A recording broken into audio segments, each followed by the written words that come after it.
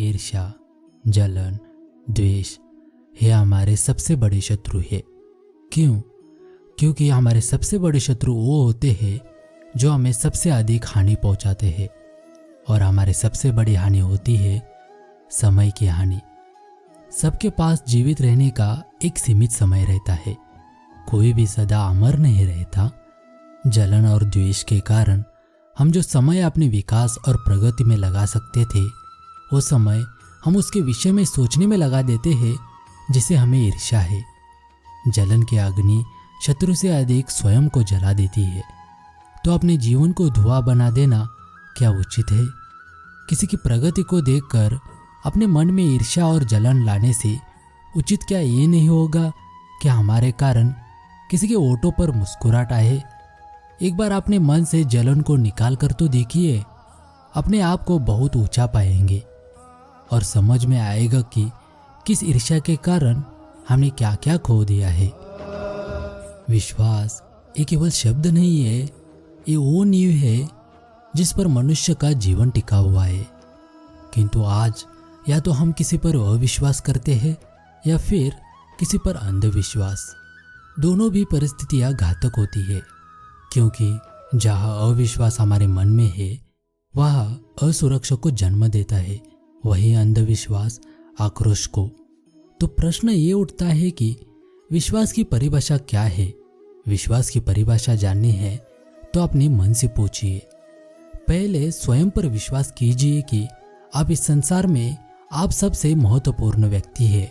ये विश्वास आपको अपनी शक्ति का ज्ञान करवाएगा और शक्ति अपने उत्तरदायित्व का, और फिर अपने आप लक्ष्य मिल जाएगा, मार्ग मिल जाएगा। गर्व, अभिमान और अहंकार ये तीनों सुनने में एक जैसे लगते हैं, परंतु तीनों का अर्थ भिन्न होता है और परिणाम भी। तीनों का आरंभ प्रेम से होता है, स्वयं से प्रेम, पर इससे हमारे मन में गर्व को जन्म देता है और सफलता अभिमान जगाती है। यहाँ तक ठीक है, और जब ये भावना अहंकार बन जाती है तब वो समस्या बन जाती है, क्योंकि सबसे बुरा अंत अहंकार का ही होता है। परंतु मनुष्य के लिए पहले यह है कि इसे पहचाने कैसे जाए कि अहंकार जग गया है और उसका दमन कैसे किया जाए। इसका उत्तर मैं नहीं, आपका मन देगा। जब तक आप स्वयं से प्रसन्न हैं, जब तक आप सबसे ऊंचा उठने का प्रयास कर रहे हैं, तब तक ठीक है। परंतु जब आपके मन में दूसरों को नीचा समझने का भाव आ जाए तो सावधान हो जाइए, क्योंकि यही अहंकार है जो वास्तव में हीन कर रहा है। समय कभी नहीं रुकता। आज यदि बुरा चल रहा है तो कल अवश्य अच्छा आएगा। आप केवल निस्वार्थ भाव से कर्म कीजिए और वही आपके हाथ में है। समय कभी एक जैसा नहीं होता। उन्हें भी रोना पड़ता है जो बेवजह दूसरों को रुलाते हैं। विश्वास ही आपका ईश्वर है। अगर आपको विश्वास है कि ईश्वर है तो वह आपको हर जगह महसूस होंगे।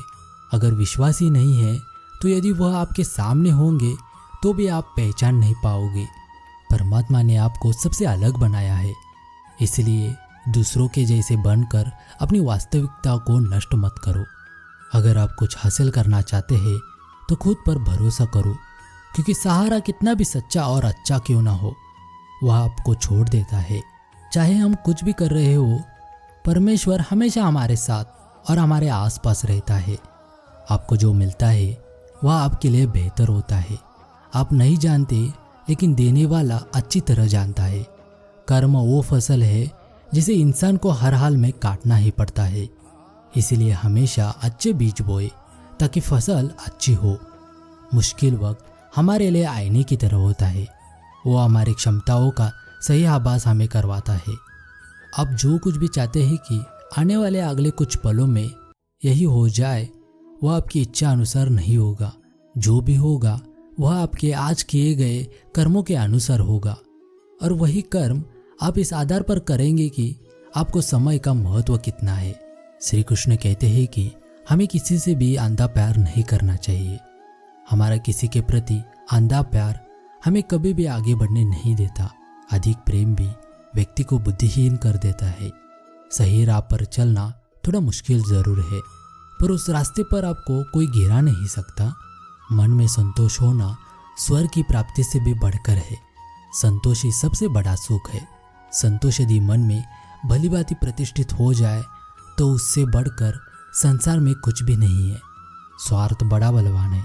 इसी कारण कभी कभी मित्र शत्रु बन जाता है और शत्रु मित्र बन जाता है। यदि अपनी मंजिल का रास्ता दूसरों से पूछोगे तो भटक जाओगे, क्योंकि आपकी मंजिल की अहमियत जितनी आप जानते हैं उतनी और कोई नहीं जानता। धैर्य होना अत्यंत आवश्यक है। माली यदि किसी पेड़ को 100 घंटे से भी सींचते रहे तब भी फल तो मौसम आने पर ही लगेंगे। कर्म का थप्पड़ इतना भारी और भयंकर होता है कि हमारा जमा हुआ पुण्य कब खत्म हो जाए हमें पता भी नहीं चलता। पुण्य खत्म होने पर समर्थ राजा को भी भीख मांगना पड़ता है। इसलिए कभी भी किसी के साथ छल कपट करके किसी की आत्मा को दुखी ना करे। महान कार्य को करने का यही तरीका है कि आप उसे पसंद करें जो आप करना चाहते हैं। मैदान से हारा हुआ इंसान तो फिर से जीत सकता है, लेकिन मन से हारा हुआ इंसान कभी नहीं जीत सकता। इसलिए मन से कभी हार मत मानना। रास्ते कभी खत्म नहीं होते, बस लोग हिम्मत हार जाते हैं। तैरना सीखना है तो पानी में उतरना ही होगा। किनारे बैठकर कोई गोताखोर नहीं बनता। महानता वो नहीं होती कि आप गिर गए और उठे ही ना। महानता उसे कहते हैं जब आप गिर कर बार बार उठते हैं। अगर आपने सफ़र शुरू कर ही दिया है तो बीच रास्ते से लौटने का कोई फ़ायदा नहीं होगा, कि वापस आने में जितनी दूरी तय होगी क्या पता मंजिल उससे भी पास हो। समय सीमा पर काम खत्म कर लेना काफ़ी नहीं है। मैं समय सीमा से पहले काम खत्म होने की अपेक्षा करता हूँ। कल को आसान बनाने के लिए आज आपको कड़ी मेहनत करनी ही पड़ेगी। सपनों को सच करने से पहले सपनों को ध्यान से देखना होता है। जमाने में वही लोग हम पर उंगली उठाते हैं जिनके हमें छूने की औकात नहीं होती। अगर आप सफल होना चाहते हो तो आपको अपने काम में एकाग्रता लानी होगी।